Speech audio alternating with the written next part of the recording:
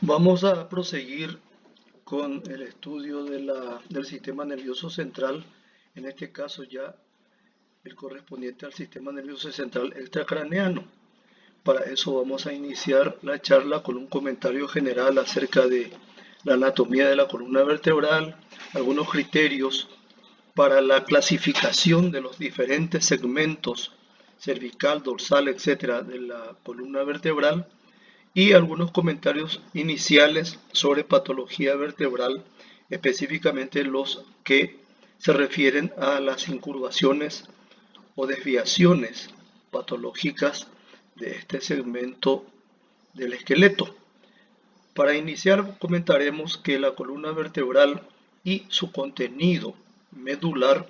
son las primeras estructuras del sistema nervioso central en el embrión, visualizándose ya parte de estos elementos que recién mencionamos en embriones de 7 a 8 semanas, contando desde el inicio desde la fecha del último sangrado menstrual, probablemente la quincena que le sigue al último sangrado, que es el momento de la fecundación. A partir de ahí vamos a ir ya visualizando por ecografía, obviamente, en el embrión la estructura vertebral configurada por dos líneas paralelas ecodensas y separadas entre sí por una franja anecoica, que sería el equivalente al contenido medular. A partir de ahí entonces podemos comentar que es la columna vertebral y su continuación, que es y su contenido, que es la médula, son las estructuras que inician la formación del sistema nervioso central, y obviamente que sus funciones van progresando hasta un cierto punto en relación al desarrollo del resto del sistema nervioso intracraneano, pero tienen sus limitaciones. Pero aún así, las funciones que permanecen, digamos, inherentes a la integridad de la columna vertebral y de su contenido medular y de los nervios que emergen de la médula, tienen su limitación, decíamos, en cuanto a funciones, pero estas funciones se constituyen en elementos básicos imprescindibles para la función corporal general. El otro elemento, la otra función de la columna vertebral o raquis es la de servir de estuche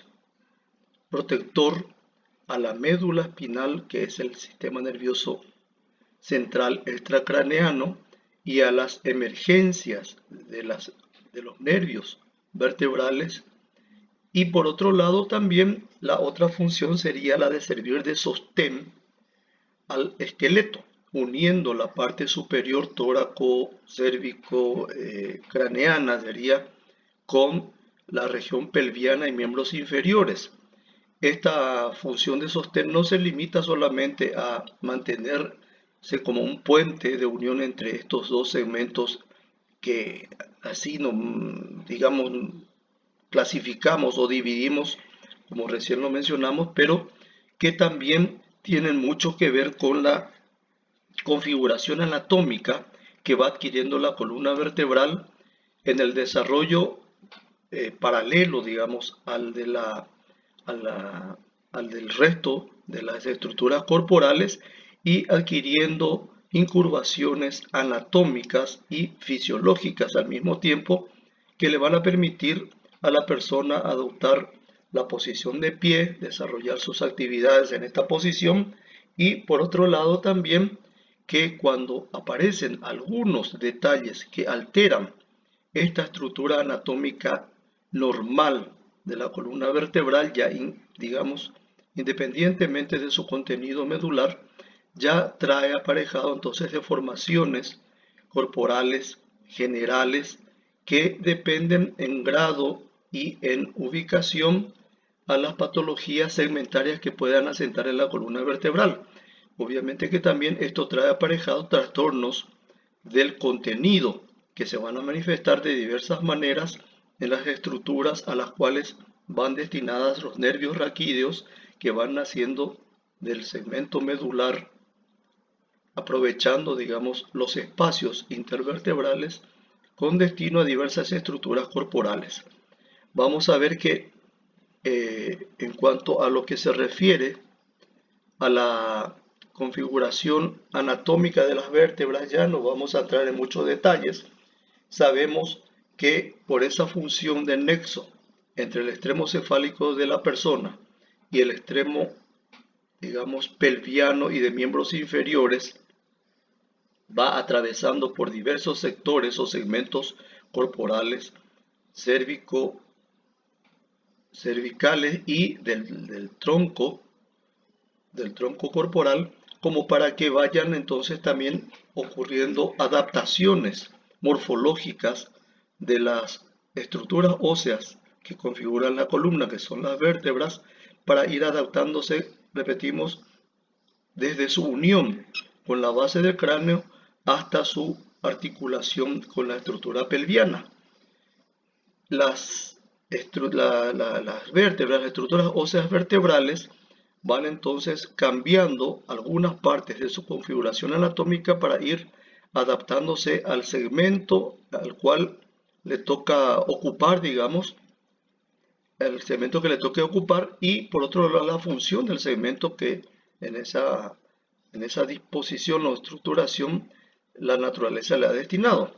Vamos a ver un poquitito entonces algunos detalles acerca de generalidades morfológicas de toda la columna, y empezaremos entonces diciendo que en dos vistas, desde dos puntos de vista en los que podamos observar a la columna vertebral, tienen algunas características anatómicas diferentes y básicas fundamentales. Si nosotros observamos a la columna vertebral en una vista frontal, vamos a ver que el raquis o columna se mantiene en un eje vertical total y absolutamente recto. Y podríamos hasta decir entonces que la columna en una vista frontal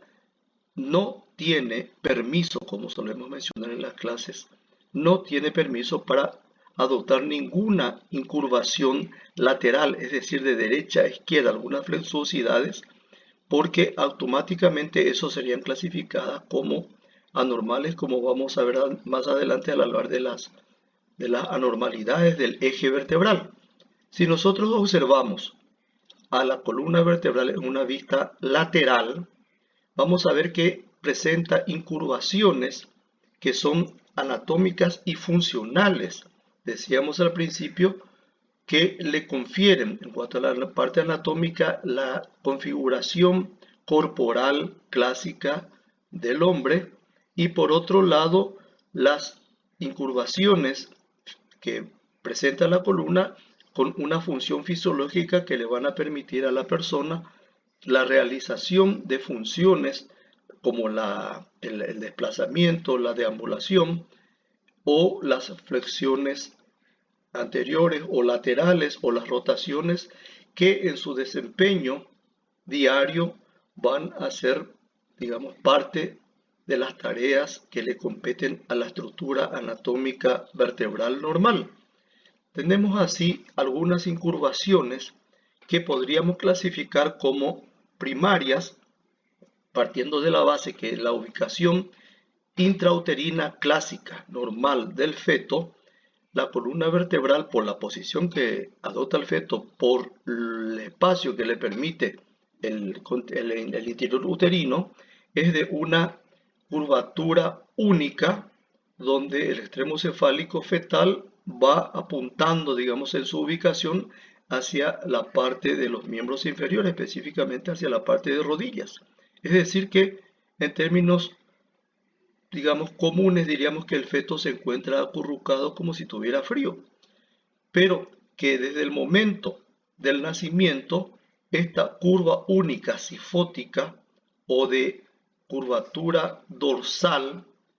va cambiando por segmentos y siendo sustituidos por otras curvaturas en sentido opuesto. Estas son las curvaturas adquiridas y son las que le van a permitir a la persona posteriormente adoptar la posición erecta en la mayor parte de sus tareas diarias, digamos, de actividad diaria. Y vamos a ir viendo que va una alternancia entre curvas que tienen una comba o borde anterior apuntando, digamos, hacia el lado derecho corporal, como el segmento cervical,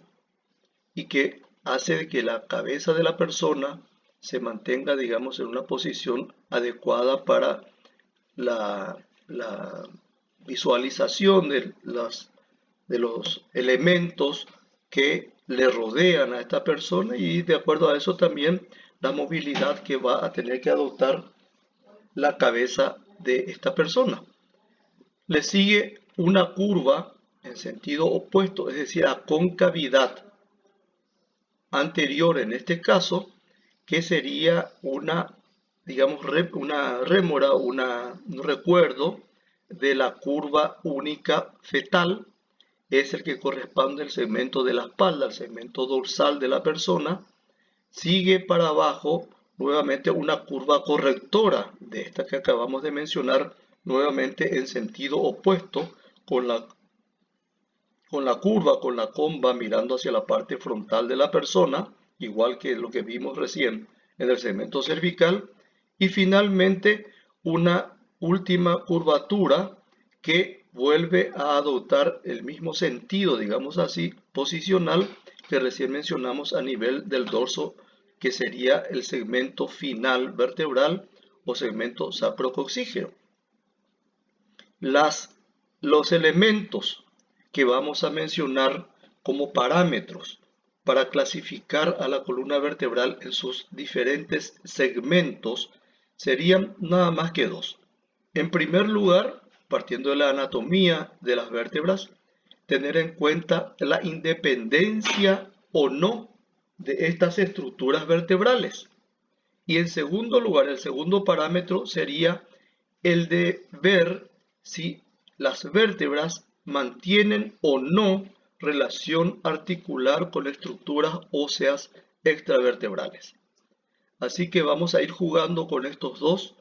parámetros para clasificar entonces al primer segmento, al superior, al que va inmediatamente, digamos, siguiendo a la base del cráneo, como estructuras vertebrales independientes entre sí. Eso automáticamente trae aparejado ya el concepto de que tienen movilidad independiente una en relación a la otra y tienen en conjunto unos movimientos sincrónicos y adecuados a la función que al segmento en el cual están ubicadas estas vértebras va a necesitar la persona. Y por otro lado vamos a ver que el segundo criterio, el de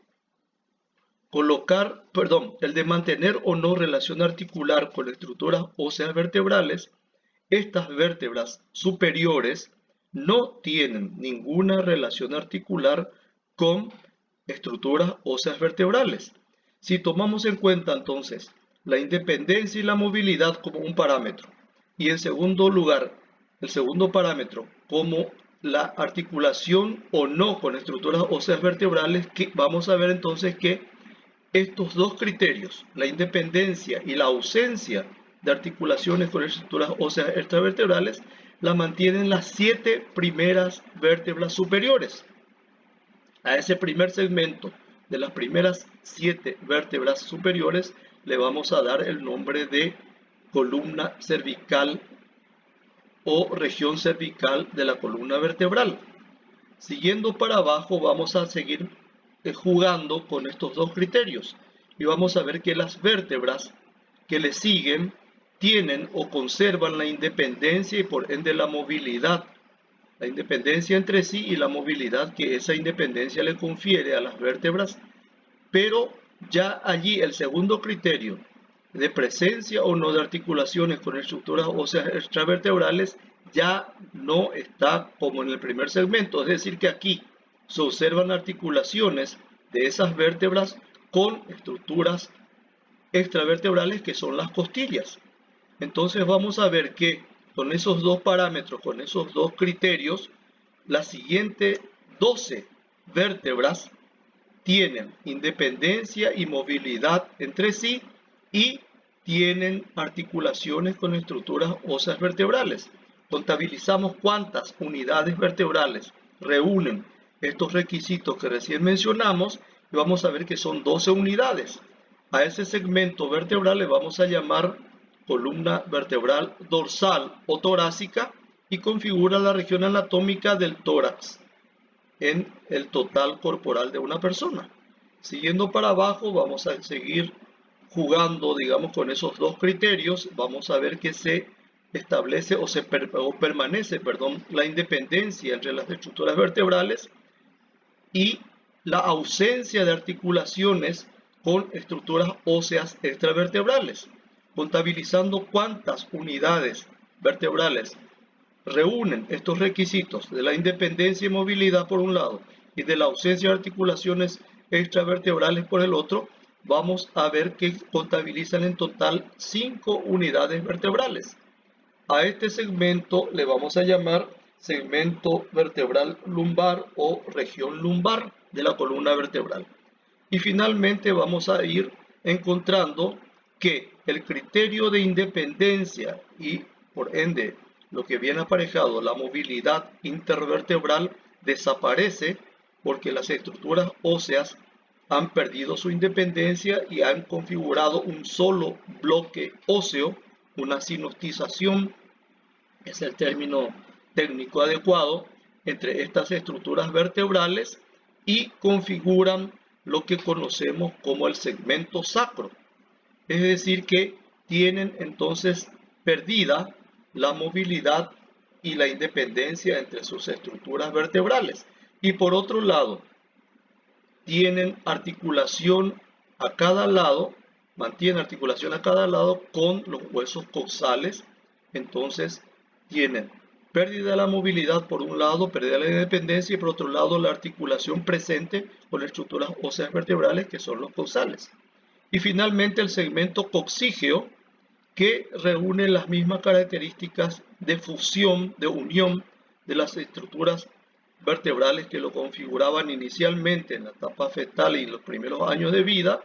y por otro lado ya no mantienen relación articular con ninguna otra estructura ósea extravertebral. A ese segmento final le vamos a llamar columna vertebral coxígea o sencillamente ya coxis.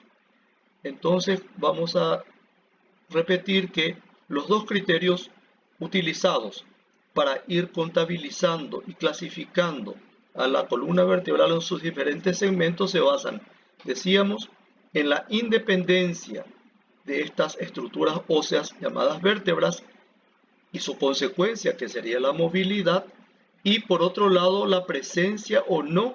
de articulaciones de estos segmentos de la columna vertebral con estructuras óseas extravertebrales. Acá le tenemos en esta gráfica a lo que mencionamos hace un rato en cuanto a la verticalidad completa que debe tener la columna vertebral en una vista frontal y las curvas fisiológicas, anatómicas y fisiológicas que son visualizadas en una vista lateral del raquis o columna. Vemos al lado las modificaciones anatómicas que van adoptando las vértebras en la medida que van alejándose de la base del cráneo y acercándose hacia el segmento distal o inferior de la columna. La primera imagen nos muestra a una vértebra cervical adaptándose en su forma y características a su unión articular con la base del cráneo. Tenemos en la segunda gráfica a una vértebra del segmento dorsal en donde adapta algunas modificaciones de su estructura para su articulación con los arcos costales. En la tercera imagen nos muestra a una vértebra del segmento lumbar, que corresponde a la cintura, digamos así, de la persona, en donde ya tenemos a una vértebra en condiciones anatómicas normales, es la que normal y habitualmente se toma como modelo de una vértebra para la descripción de sus componentes o partes anatómicas, y sin las adaptaciones ya para con ninguna estructura ósea extravertebral. Y finalmente el segmento sacrococcígeo, ambos ya en una sola descripción, que muestran la consolidación completa de las estructuras vertebrales inicialmente independientes y que van formando un bloque único a la medida o en la medida en que la persona va progresando en edad y adaptando entonces su configuración para la función que le toca desempeñar, que es la de articular a la columna vertebral con la pelvis y con los miembros inferiores. A ese nivel se va a ejercer la responsabilidad, digamos, de la posición erecta de la persona y por otro lado de soportar el peso de todas las estructuras corporales que vayan por encima de la articulación de la columna vertebral con los huesos coxales. Estas descripciones vamos a ir viendo también que son modificadas en la medida que vamos recorriendo diferentes segmentos de la columna vertebral. En esta gráfica le tenemos a otra adaptación del primer segmento vertebral, que sería el segmento cervical, unidades vertebrales independientes entre sí, con movilidad entre sí. Por otro lado, la adaptación de las superiores a su articulación con la base del cráneo. Y por el otro lado vemos aquí que en sus segmentos o en sus partes laterales va adaptando ciertas estructuras para servir de un túnel protector también a una estructura vertebral muy importante, que sería las dos arterias que van a ir destinadas en parte a la irrigación de la porción externa craneofacial y en parte más que nada a la irrigación de las estructuras del sistema nervioso intracraneano. Tenemos acá otra imagen en la que estamos viendo algunas modificaciones ya dentro del rango de la anormalidad entre la imagen de la izquierda, que muestra las curvaturas en una vista lateral, a las curvaturas anatómicas y fisiológicas de la columna, y en la vista de la izquierda le tenemos directamente a una modificación de la curvatura superior del segmento cervical, que debería ser de una curva a convexidad anterior. En este caso directamente pierde su carácter de curvatura, se vuelve rectilínea y no mira ese borde anterior ya hacia la parte frontal de la persona. Acá estamos viendo estructuras que mantienen unidas a las vértebras entre sí, son ligamentos fibrosos que van permitiendo por otro lado la independencia y la movilidad entre estas estructuras óseas vertebrales. Y más que nada también estamos viendo que existen entre una estructura ósea vertebral y la siguiente una franja que no tiene características óseas, no tiene depósito cálcico que las haga visibles a una exploración con radiaciones ionizantes X, y que vamos a ver que cumplen una función de, por un lado, de separar a dos estructuras óseas vertebrales adyacentes o aparte, a una parte de la anatomía vertebral una de la otra, y por otro lado también colaborar con la unión entre estas vértebras, entre las cuales va interpuesta esta estructura, a la que vamos a conocer como disco intervertebral. Acá le vemos a la función de estuche protector que la columna vertebral cumple en relación al contenido del sistema nervioso extracraneano, que es la médula espinal, su ubicación dentro de esta anatomía vertebral y la emergencia de las raíces o nervios raquídeos por fuera del estuche óseo vertebral, ya sin la protección que le pueda brindar a la columna a su origen, que sería la médula. Así que vamos a ver un poquitito entonces que estas estructuras que decíamos separan y por otro lado también mantienen, digamos, unidas a una vértebra con la otra, a la que conocemos con el nombre de disco intervertebral, tienen su configuración anatómica definida. En primer lugar, cada vértebra tiene en su parte corporal, que es la parte más voluminosa y anterior de la estructura anatómica de una vértebra, al cuerpo vertebral, dos carillas, una superior y una inferior, y ambas presentan una excavación de más o menos reducida profundidad, dentro del cual entonces van a ir ubicándose estos discos intervertebrales, y esas excavaciones son las que le permiten entonces ubicarse en esa posición. Y por otro lado, las características del hueso esponjoso que presentan estas carillas corporales superior e inferior le permiten entonces ir profundizando algunos trayectos fibrosos que van a mantener al disco intervertebral unido al hueso, y al hueso, digamos, inferior, y al hueso superior, a la vértebra superior e inferior, dentro de los cuales vaya interpuesto este disco intervertebral. Esta anatomía de la columna. Acá vemos a la parte cortical corporal, que es de hueso compacto, y a la parte central, que es la excavada que recién mencionábamos, de hueso esponjoso, de manera que le preste al disco intervertebral ciertas facilidades para ubicarse y para ir, digamos, fijando su ubicación entre una vértebra y otra. Acá tenemos una vista ya de la parte distal, digamos, inferior de la columna vertebral, en donde las vértebras han perdido su independencia, se han fusionado en un solo bloque óseo, igual que el segmento distal, que es el coxis, y el segmento superior, el más extenso, que presenta dos superficies articulares laterales para su unión con los huesos coxales.